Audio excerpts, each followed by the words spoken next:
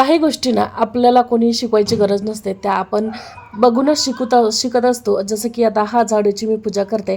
मी अगदी लहानपणापासून बघत होते की घरचे जेव्हा पण नवीन झाडू येत होता ना, त्याची पूजा करल्यानंतरच त्याला वापरायला घेत होते.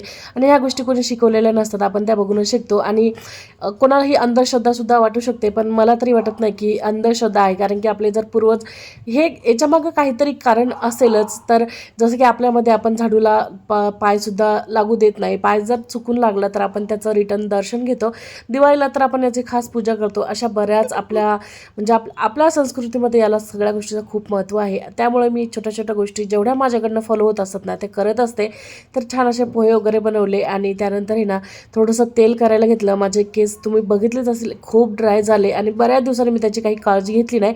त्यामुळं मी असं छान घरी तेल तयार केलं आणि याचा रिझल्ट जेव्हा मला मिळेल ना, तेव्हा मी नक्की तुमच्यासोबत याची रेसिपीसुद्धा शेअर करेल.